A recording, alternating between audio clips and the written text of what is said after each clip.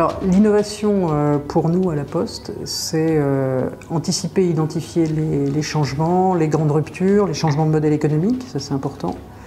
C'est ensuite rentrer dans une phase de préparation et de test pour mise en œuvre de nouveaux modèles économiques pour conquérir de nouveaux territoires, parce que c'est clairement notre ambition.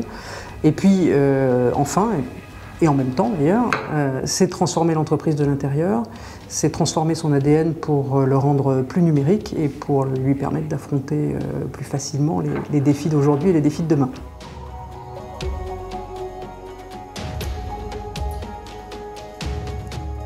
Alors nos trois piliers en fait sont articulés autour d'une part de l'anticipation des changements.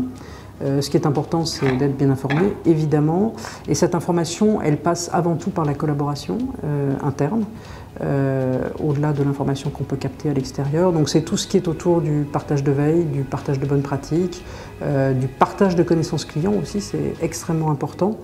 Et on doit par ce biais-là gagner en efficacité en time to market. Le deuxième sujet, c'est la sensibilisation, la formation de l'ensemble des postiers au numérique, parce que le but du jeu, c'est de les rendre tous, dans leur mission, très à l'aise avec le numérique, et ce, au plus tard en 2020, et le plus vite possible, bien évidemment. Et donc on construit dans ce cadre-là un focus particulier aussi sur les managers parce que leur rôle change considérablement avec l'impact du numérique. Et puis le troisième sujet, c'est l'orientation client parce que là, très clairement, dans un monde numérique, toute l'activité de l'entreprise doit être structurée autour de la connaissance client. Son organisation en découle forcément et donc elle doit, surtout une entreprise comme la nôtre qui a un peu d'historique, revoir ses processus de façon à les structurer autour du client. Voilà, c'est très important pour nous.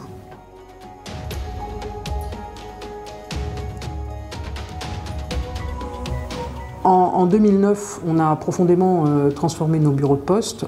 On les a rendus beaucoup plus ouverts, beaucoup plus fluides et on a diminué significativement le temps d'attente, qui était l'objectif et qui est une réussite aujourd'hui. Et on a rendu le guichetier mobile au sein de l'espace de vente.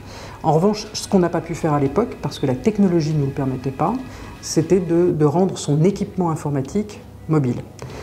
Aujourd'hui, on peut le faire. Grâce à Dieu, les tablettes et les smartphones se sont déployés depuis. Donc, on a fait un test en 2013 qui a été couronné de succès. Et donc, on a pris l'engagement de développer dans la plupart des bureaux de poste, en tous les cas les plus importants, cet équipement.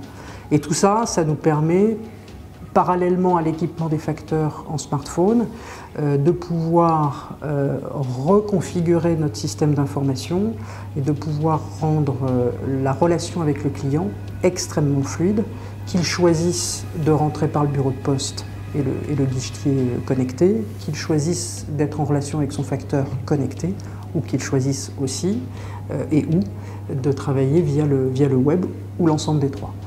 Le client doit être reconnu, ne doit pas être obligé de se réidentifier systématiquement et c'est pour ça aussi qu'on construit une base de données client unique grand public.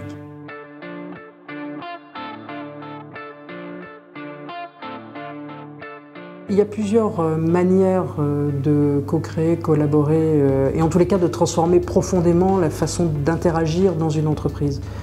Nous sommes une entreprise qui a plus de 500 ans d'existence et on en est très fiers d'ailleurs, mais on a aussi le revers de la médaille, c'est qu'on a des systèmes d'information qui sont ce qu'ils sont, qui ont vécu et qui ont l'âge de leurs artères, et puis on a des organisations qui sont quand même assez classiques, qui sont pyramidales, qui sont en silo, etc., comme toutes les grandes entreprises françaises en tous les cas, voire internationales.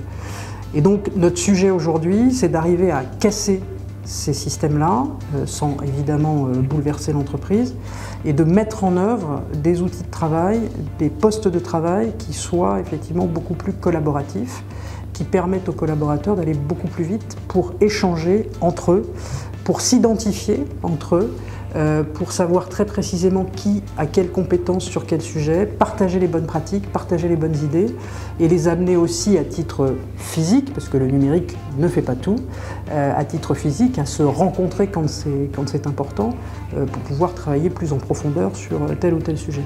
Donc en fait on a tout un travail et tout un chantier de remise à plat aussi de nos postes de travail avec tout un ensemble d'outils collaboratifs qui doivent être très orientés usage, Parce que pour nous, ce qui est fondamental, c'est que c'est l'usage qui drive la technologie est au service des usagers et non pas l'inverse, et il ne faut pas se tromper de débat.